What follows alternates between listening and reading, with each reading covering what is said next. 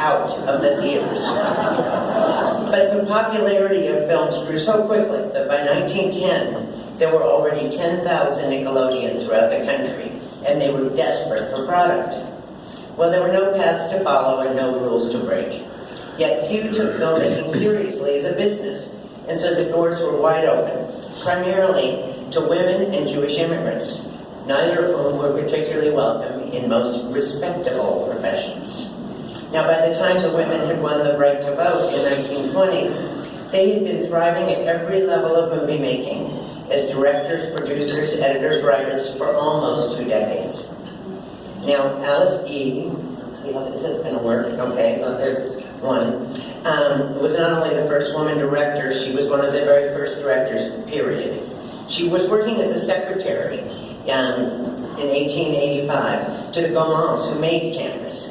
But when she and Leon Gaumont attended the Paris screening of the Lumiere brothers short film, Workers Leaving the Lumiere Factory, 1.5 minutes long, the first documented public screening of a film, she asked if she could try to make a film herself. Well, Leon agreed to let her play with the cameras as long as her clerical duties did not suffer. Well, her after-hours creations became among the first narrative films, albeit only a few minutes long, but with real action and emotion. Key's films were so successful, she was made head of Gaumont's newly formed production company. She literally given birth to the French film industry when she moved to America in 1910 with her husband, the cameraman Herbert Blanchet, and she formed Solax in New Jersey. There's a picture of her in front of the rising Solax. And she supervised another several hundred films over the next 4 years.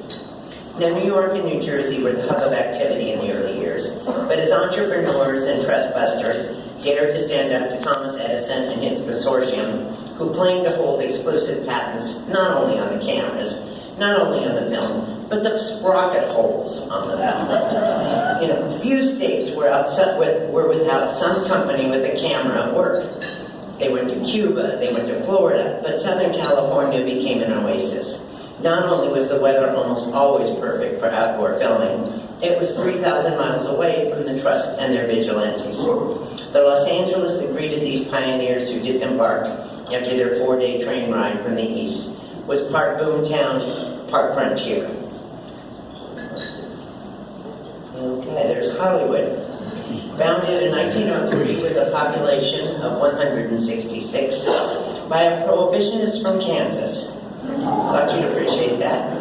And it was just one of 40 incorporated towns within a 35-mile radius. One of the jokes at the time was that Los Angeles was 40 towns in search of a city. And frankly, I think the same is true today. And there was the occasional barn or deserted building on vacant land taken over by a roving band of movie makers, hence the term shooting on the lot.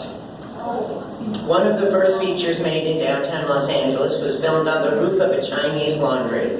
A backdrop painted on a sheet was draped over the clothesline.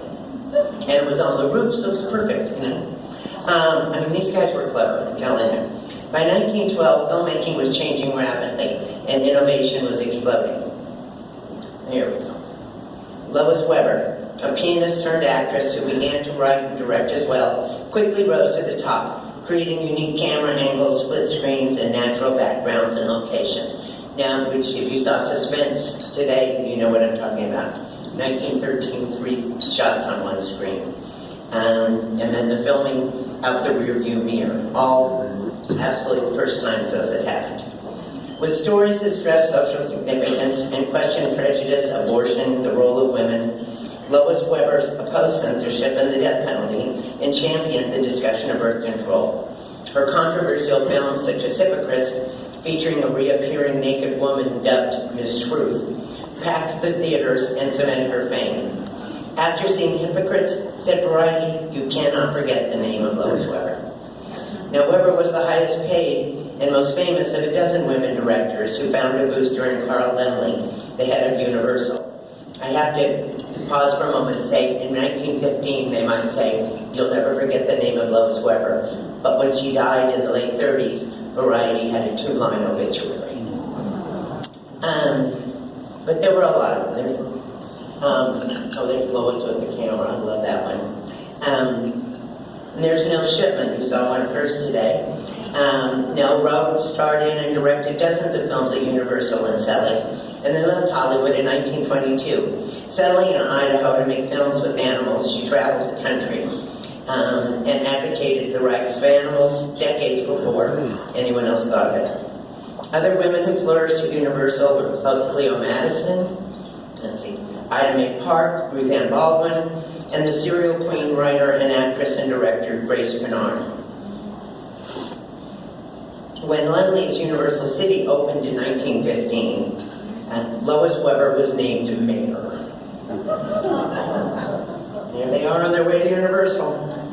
Another woman who helped blaze the path was Jeannie McPherson, an actress turned director and writer who went on to lasting fame as the writer of many of Cecil B. DeMille's greatest epics. McPherson and DeMille had adjoining offices, and while insiders knew that they enjoyed a decades-long affair, few confused their personal and professional lives. DeMille would have many mistresses, but only a few screenwriters. It was an amazing time. As the demand for movies skyrocketed, the atmosphere was permeated with a sense of excitement. Women were encouraged to join a business where they were nurtured by their bosses and each other. Women wore many hats. Almost all of the early editors, let's see here, there we go, or cutters as they were called then, were women. It was viewed as similar to sewing, cutting and gluing, and their smaller hands seemed more adept at handling them. But it was as writers that women would make their longest and biggest impact. Throughout the teens and early 20s, burgeoning movie magazines helped spread the word. For the, are you ready for this, 13 million people who attended photo plays every day. I mean, remember, there was no radio, there was nothing. These magazines not only promoted stars with gauzy at-home stories, but also ran contests and advertised books such as How to Write for the Movies by Chicago's S&A writer, one Luella O. Parsons, years before she became a powerful columnist. Moving Picture Magazine's article on A New Profession for Women claimed women were naturals as film writers since they wrote letters and regarded paper as their confidant for their dreams and fantasies. While writers' names often did not appear in the credits of the earliest films, from the copyright records of the Library of Congress, we know that almost half of all films written before 1925 were written by women. It's difficult to overstate the impact their films made. Before television, before radio, big cities and foreign lands, as well as different mores, fashions, lifestyles, were all illuminated for the very first time. Subjects that before were only available, or maybe only alluded to in books or newspapers, were suddenly available to be seen on the local big screen. Suffragettes marching in the newsreels built support for their cause. The work of Margaret Sanger was promoted in The Hand That Rocks the Cradle. Gloria Swanson draped herself in jewels and furs in films such as Don't Change Your Husband and Male and Female, or here in Beyond the Rocks with Valentino. The list goes on and on. These movies literally and figuratively opened up the world to an entire generation. And with characters such as those Swanson played, women of the world who exerted control over their own lives sparks their imagination. I like to imagine a young woman in one of those small towns, never been more than a few miles from her birthplace in the Midwest, feeling isolated in her community, wondering what was wrong with her for wanting something else, even though she didn't know what that was. And she goes into a darkened theater to see Back Pay in 1922. Now there's Matt Moore telling Cena Owen he loves her in her little blue gingham dress. And Cena responds in frustration, "But I have a crepe de chine soul." She has to go to the big city. Can't you see that young woman in the audience finally knowing she has a kindred spirit? I mean, by the way, the title Back Pay came from the scene where Cena is partying madly, dancing on the table, drinking champagne out of a slipper, and announces, "If there's any wages to sin, some of us have a lot of back pay coming." Now, of course, in the sixth reel, our heroine sees the light, returns to mom, loving small-town boyfriend, and apple pie. But in those first 5 reels, they really had some fun. And again, it was the women who were writing these stories. There was Anita Luce. God love her, she would claim she started writing for the movies before she was a teenager. But while she did sell some stories to D.W. Griffith from her home in San Diego in her late teens, she didn't actually come to Hollywood until she was a divorced woman at 23. Only then would her mother let her leave town. Years before writing the quintessential smart, dumb blonde Lorelei Lee in Gentlemen Prefer Blondes, 1926. Now here's Anita with Doug Fairbanks. Anita's the one who created the athletic comedies that brought him to stardom, complete with very funny title cards. Adela Rogers St. John's wrote westerns and social commentaries. Dorothy Davenport examined the evils of drug addiction and prostitution.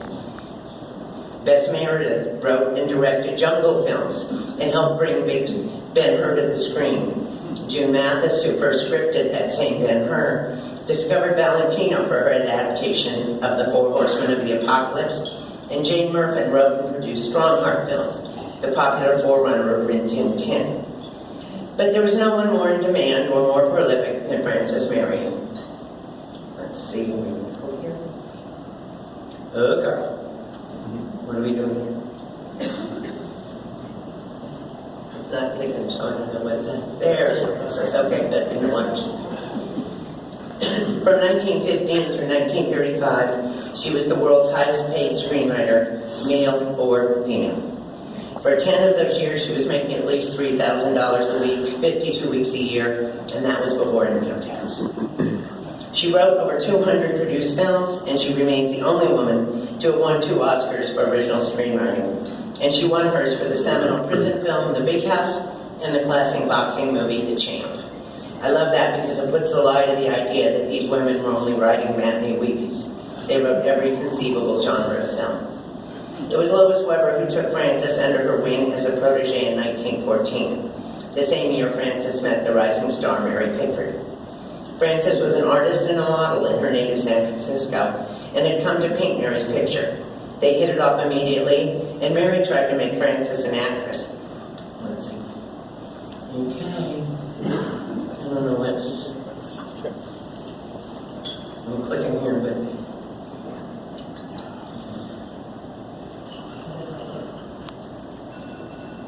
Here we go. I just clicked it. Here's Frances dancing with the director, Mickey Nealon, who would become a director they all worked with, and with Mary in the film, a lost silent film, The Girl of Yesterday. But Marion's passion was writing, and together she and Mary created characters who stayed a child throughout the entire film. Now, before this, Mary had played everything from Madame Butterfly to Cinderella, so their boss, Adolf Zucker, balked at the idea of poor little rich girl who reveled in mud fights, but audiences clamored for more. From 1917 through 1919, Pickford and Marion perfected The Girl with the Golden Curls in dozens of classics like Rebecca of Sunnybrook Farm, Pollyanna, The Little Princess, and Melissa. In the process, the women became the best of friends. They lived on the same block of Western Avenue in Los Angeles. Here's Frances posing in front of her house. Note the piece of wood and the tree ad-libbing as a desk. And here she is, writing on yellow pads on her clipboard as she would do all her life. Now these pictures are from photoplay, because believe it or not, at the time, writers were covered with almost as much fervor as they covered the stars. Frances was with Mary Pickford in Tarrytown, New York, the first time she met Douglas Fairbanks, and it was Pickford who introduced Frances to the Army chaplain and champion athlete she married and turned into an actor, Fred Thompson. The two couples even honeymooned together in Europe in 1920. Frances's and Mary's friendship was to last an entire lifetime. Here they are together at Pick Fair in 1968, over 50 years of friendship. They empowered each other, flourished professionally, and obviously had a great time in the process. Just look at these two women together. And they're at the desk. I mean, everybody should have somebody smile at you the way Mary smiles at Frances. Here they are in the field making Joanne and Liz. The most genteel studio meeting ever with Zucker and DeMille. And here's what I like to call the power picture. Frances did indeed direct several films, and this picture was taken while she was directing The Love Light, starring Mary and Francis's husband, Fred. Now, Frances joked that the huge estate that she and Fred built on the top of a Beverly Hill was the house that Bunk built. And what a house it was. It was one of the finest examples of Wallace Neff's architectural work, complete with pool, aviary, tennis court, 5-car garage, a fruit orchard, a house for the ranch hands, and a riding ring with, are you ready for this, a mahogany floored stable. There was this brief period of time in Beverly Hills when taste and money actually came together. And you couldn't blink, but it was there. And they had 25 acres at the very top of Angela Drive. From the huge living room, you could look out one window and see downtown, and on the other side was the ocean to the west. Now, Paul Allen of Microsoft fame bought the house in the mid-90s and then raised the entire property to build a 50,000 square foot monstrosity for quote-unquote himself and his mother. I just actually went up there a couple of weeks ago for the first time because I hadn't been able to deal with it, but I had a girlfriend with me for strength. And sure enough, a 50,000 foot amphitheater, give me a break, and a 50,000 square foot house, and it's finally starting to come. So, you know, I'm so thrilled I was able to be there many, many times before he did that to it. Now, as I mentioned, Fred was a chaplain, and he saw films as a way to teach children a love of animals and good moral judgment, and he did this through westerns, where the bad guys were always caught, and he always got the girl. Alongside the gray horse he trained for years, Silver King, Fred became a reigning cowboy star of the silent screen. In fact, in late 1927, he was ranked second only to Tom Mix. Doug Fairbanks was number 8, and Jack Gilbert was number 9. The reason we don't know Fred today is because he died in 1928 at the age of 38. And with the exception of one film, they were all destroyed and sold for scrap by the financier behind his films. Yet Joe Kennedy, the predator extraordinaire, father of the president, and the only man to ever run 3 studios simultaneously. Now here they are shaking hands, but Joe took him to the cleaners, even scrambling to collect Fred's life insurance before the family asked too many questions. Here's Kennedy in happier times visiting Frances and Fred at their home along with the writer Lorna Moon. I love this picture because it's rare that you see Kennedy without his glasses. Now Frances managed to raise the two sons on her own after Fred died. They were about 2 and 3 at the time of his death. And she kept her priorities clear. She always said, the boys come first, and then it's a race for second between work and friends. She preferred writing to directing because directing pulled you into the vortex. Writing allowed you to have a full personal life. Now, in addition to all those films from Mary Pickford, Frances wrote for Lillian and Dorothy Gish, the Talmadge sisters, Jean Harlow, you name them, giving audiences strong female protagonists so blatantly missing in today's films. And strong female friendships helped sustain Frances. When boxing became the rage and the men went to see matches on Friday nights, Frances initiated what she called hen parties, bringing her female friends, actresses and writers and wives of directors together for a night of relaxation, laughs, and a little makeup. They would gather in her basement movie theater and watch films that they'd made years before, and according to Frances, they laughed their heads off. Adela Rogers St. John's called Frances the senior all of us sophomores want to be. She said that behind her Madonna face, Frances was a boa constrictor when it came to her friends. She was always writing parts in her movies for friends who were down on their luck. Marie Dressler had been a huge vaudeville star in the teens and starred with Charlie Chaplin in his first feature-length comedy back in 1914.